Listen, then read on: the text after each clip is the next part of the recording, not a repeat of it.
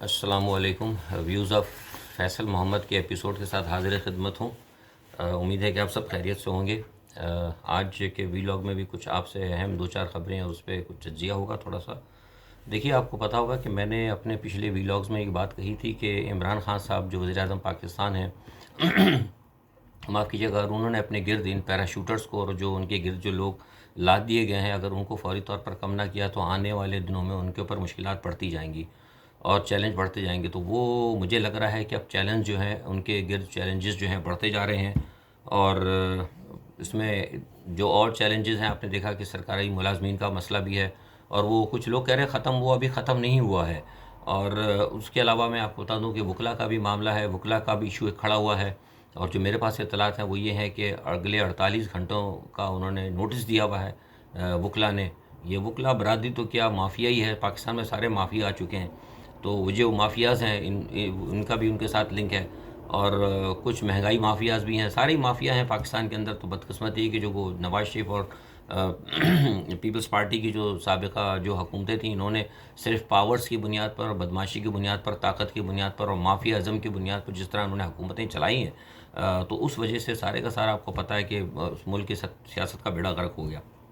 खैर, कहने का मकसद ये था कि ये चैलेंजेस इमरान खान साहब को हैं। और अब जो एक सबसे बड़ा चैलेंज आ गया इसी पस मंज़र में, वो सेनेट का इलेक्शन है। सेनेट के इलेक्शन में मैंने आपको पहले भी बताया था कि जो कुछ लोग इमरान के गिर्द जो पैराशूटर्स हैं या जो किसी के कहने पर आए हुए हैं, अब वो खुल कर खेलने के लिए उनको ऑर्डर्स मिल चुके हैं। और ये जो बात जरदारी साहब के हवाले से की जा रही थी कि को पैसे वैसे उन्होंने बहुत पहले दे दिए हैं, जिनको पैसे देने थे दे दिए थे। जहाँ जहाँ पैसे पहुँचने थे पैसे पहुँच चुके हैं। अब ये तो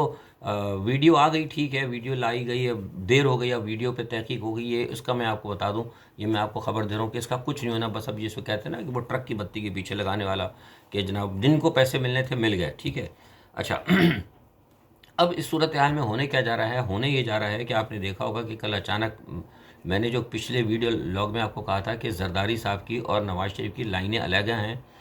लेकिन कुछ मामलात के अंदर चूँकि जरदारी साहब ने नहायत कमाल होशियारी के साथ, क्योंकि उनको बाहर से सिग्नल मिल गए थे। जो लोग मेरी पुरानी वीडियोस देखते हैं, मैंने अपने कई वीलॉग्स में इस बात का इशारा दिया था इमरान खान साहब को, और वैसे भी मैंने वीलॉग्स के अलावा भी मैंने पैगाम दिए थे कि डोनाल्ड ट्रंप के एरा के ख़त्म होने से पहले पहले आप जो कुछ भी कर सकते हैं कर लें, क्योंकि अगर बाइडन इंतज़ामिया आ गई तो आप इन लोगों पर हाथ नहीं डाल सकेंगे। मेरे कई व्लॉग और कई मेरे इंटरव्यूज़ मौजूद हैं। और आज की सूरत हाल जो आपको बता रहा हूँ, ये वो सूरत हाल अब आ चुकी है,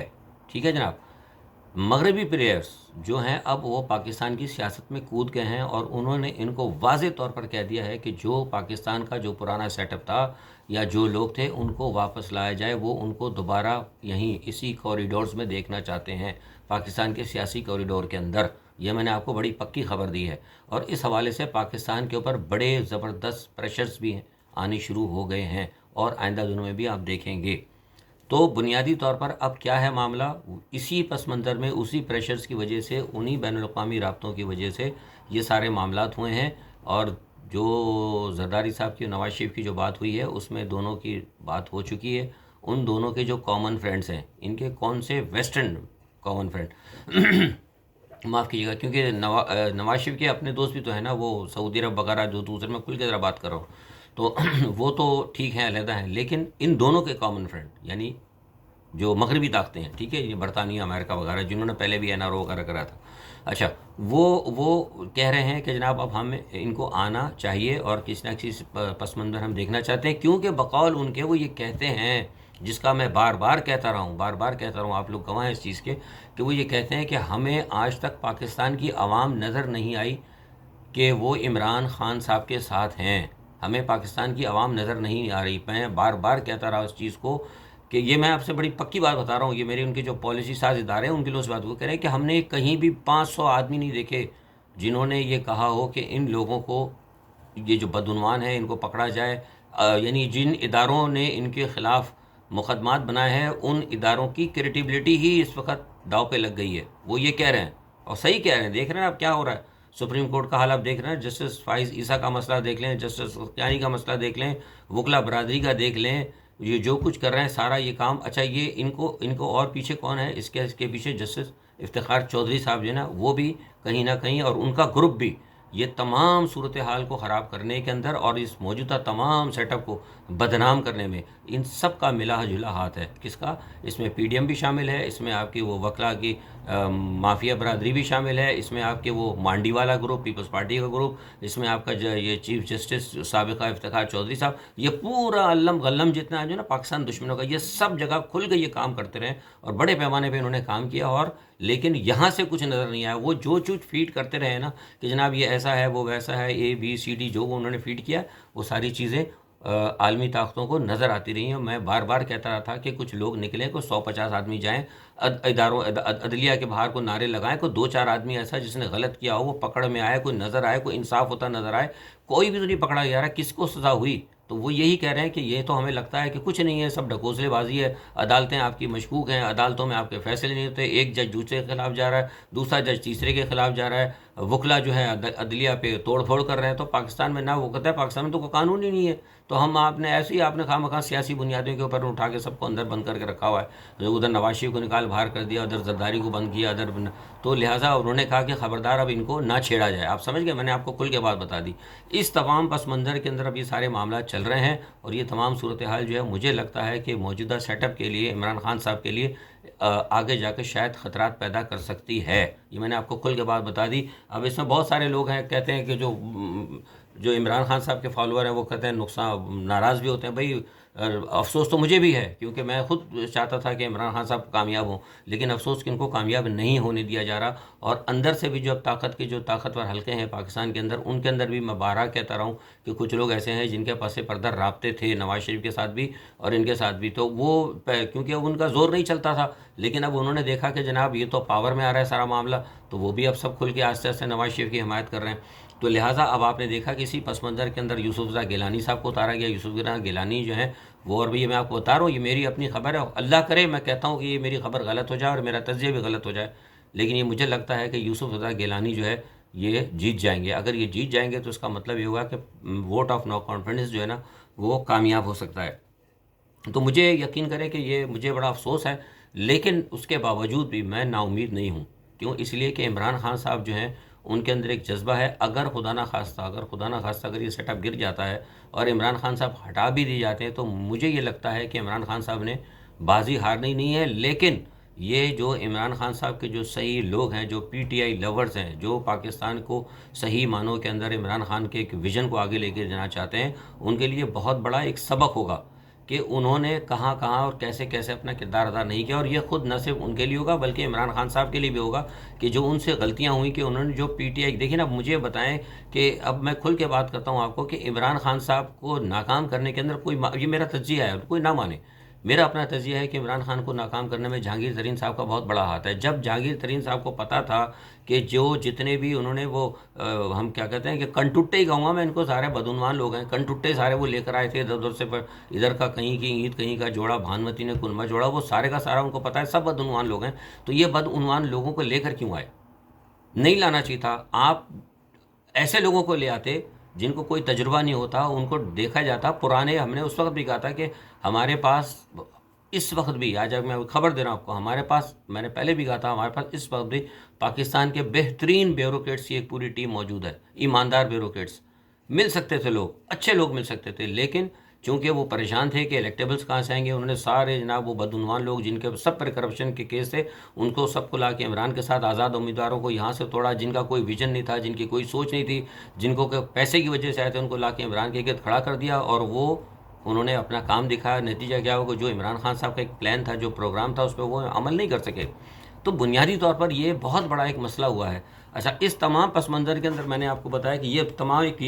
یہ مین سینیریو تھا جس کی وجہ سے عمران خان صاحب کے لیے پریشانیاں اور یہ چیلنج بڑے ہیں. اچھا, اب کیا ہے معاملہ یہ ہے کہ عمران خان صاحب کو پتہ بھی لگ گیا ہے, عمران خان صاحب کو یہ بات یہ ان کے علم میں بھی ہے, اور کہ مسلم لیگ نواز اور پیپلز پارٹی کے کہاں رابطے ہو رہے ہیں. لیکن یہ میں آپ کو بتا دوں کہ جو فوج کی جو اعلیٰ قیادت ہے نا, جیسے آرمی چیف ہوگا یا آئی ایس آئی چیف ہوگا, ان کے ابھی تک کوئی رابطے نہیں ہیں. ہاں, ان کے نچلے سطح پہ جو لوگ ہیں, دوسرے نمبر پہ کوئی جنرل رینک کے ہوتا ہے, جنرل ہیں اور بھی بہت سارے ہیں, بریگیڈیئرز رینک کے لوگ ہیں,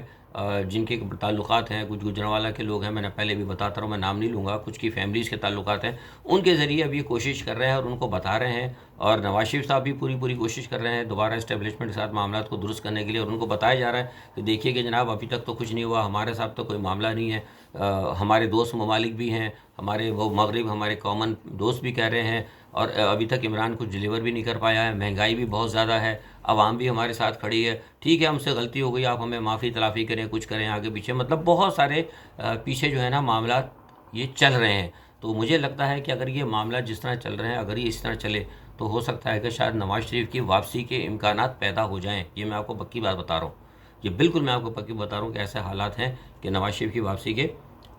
حالات جو ہے نا پیدا ہو جائیں۔ تو یہ تمام ایک صورتحال تھی۔ باقی آپ دیکھ رہے ہیں انہوں نے جو اپنا ہے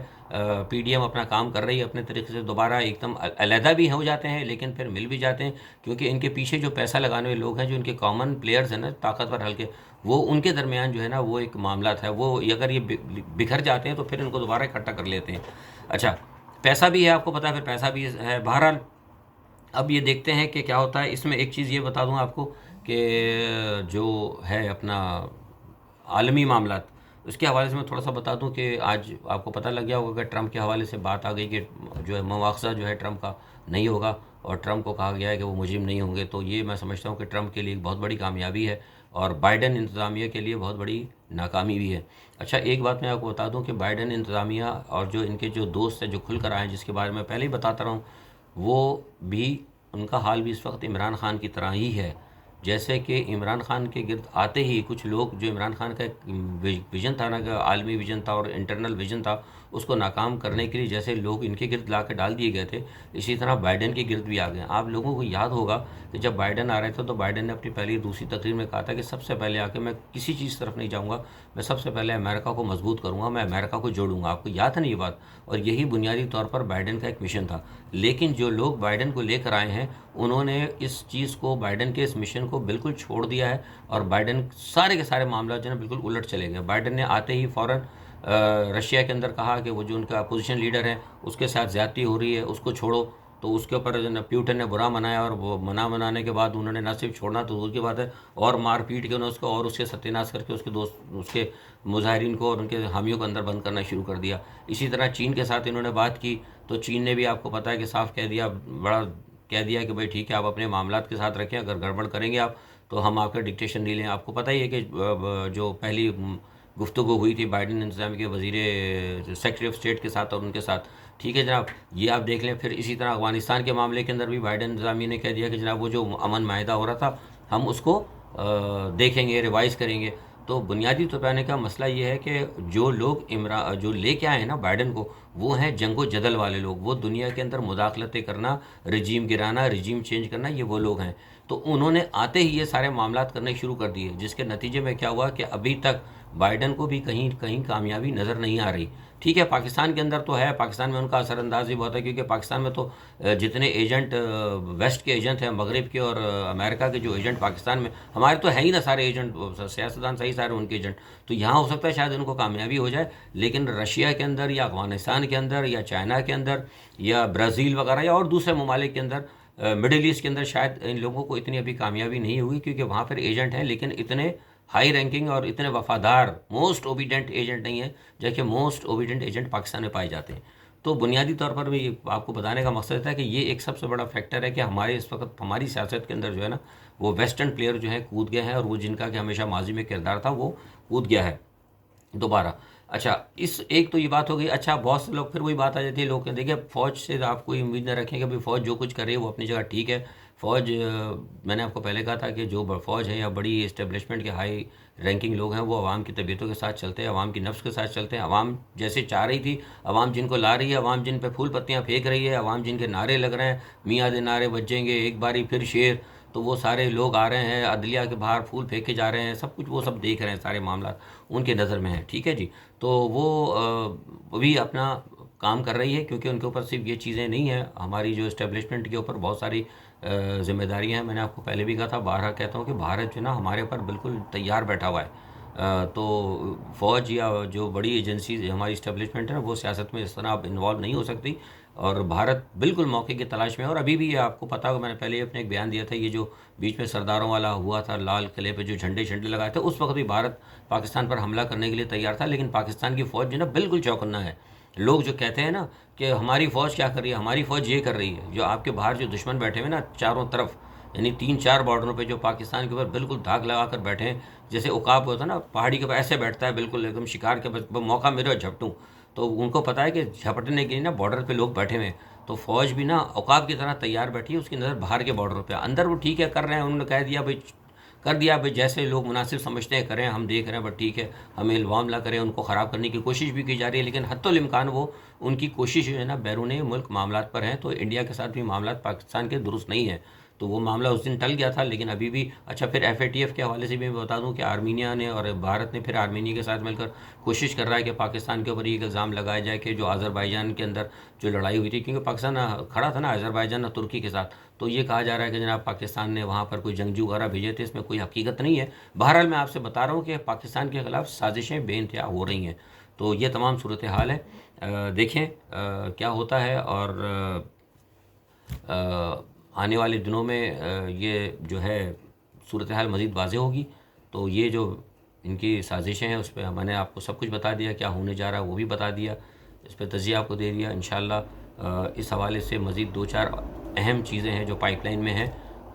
وہ مجھے کل شام تک انشاءاللہ پتہ لگیں گی، تو کل شام کے وی لاگ میں انشاءاللہ میں آپ کو اور بھی بہت ساری باتیں بتاؤں گا۔ اپنا بہت خیال رکھیے گا، انہی الفاظ کے ساتھ آپ سب سے اجازت چاہتا ہوں، اللہ حافظ۔